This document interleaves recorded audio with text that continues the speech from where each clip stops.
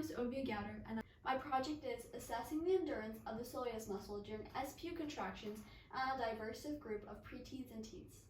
A significant trend going on nationwide is the physical inactivity in today's adolescents.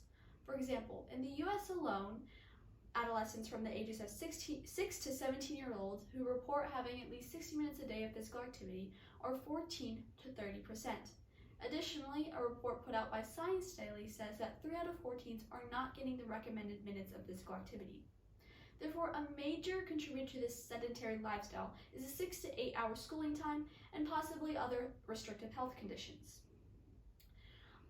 A major consequence of sedentary lifestyle is its damage to metabolic health.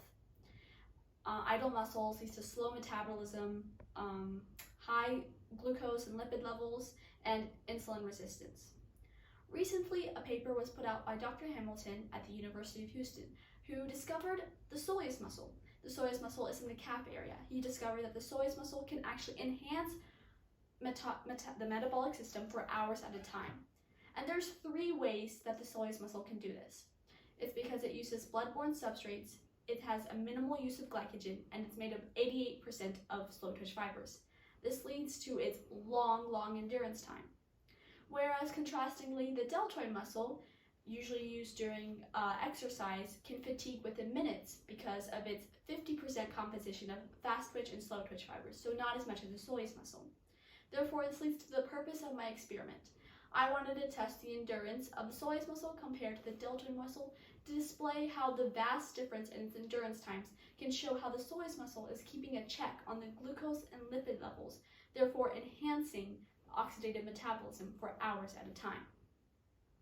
So, how did I do this? In my experiment, I recruited 12 participants, all from the ranges of 11 to 17-year-olds, with varying BMI levels. This shows that it's a diverse group of preteens and teens. I wanted to see if the soleus push-up, which is what Dr. Hamilton coined, is a movement that contracts the soleus muscle, therefore enhancing this oxidative metabolism. I wanted to see if this exercise can be applicable to all preteens and teens with varying physical activity levels. So after I recruited these participants, on the day of the experiment, they recorded their age, weight, and height. Using this, I calculated their BMI level, which is a good indicator of physical activity. I also asked them to put down if they had done an activity consistently each week to see if this would affect the results in any way. After this, I showed them the correct form of doing the soleus push-up, which is the tibia is at a 90-degree angle with the sole of the foot. So when the experiment, I also did a pre-assessment just so they could report any previous body soreness. When the experiment began, this took over a course of 8 hours. So when they began, they did the soleus push-ups, and when they were nearing to their first break, they would stop, they would record their break time, how long, the duration of their break. They would do whatever they needed to do, they would come back, and they would restart. This would continue until the 8-hour period was over. Next, we go into the second part of the experiment, where I'm going to utilize the deltoid muscle. For this, I did the deltoid shoulder flies, which includes lifting the arms up to contract the deltoid muscles in the shoulder and putting it back down. I would make them do it for 30-second increments, and I myself would count how many they would do in the 30-second increments. And they would go as long as they could before they themselves either say they can't do anymore, or if their arm's starting to bend, which is a good indicator of a fatiguing muscle. After this, I recorded the total time and I charted it, and which leads me to my graphs. For example, I recorded how many breaks they took. Majority of them took 4 to 5 comfort breaks, which shows you that the soleus muscle can endure for at least 2 hours between them needing a break, maybe to walk around or going to the restroom. The next one, the people who reported doing an activity like dancing or running or biking every week for a certain number of hours, I would take how many hours they would do it consistently each week, and I charted it against how many minutes they actually did the soleus muscle. As you can see, in all participants who partook in an activity had more minutes of doing soleus muscle than they actually did in their own activity.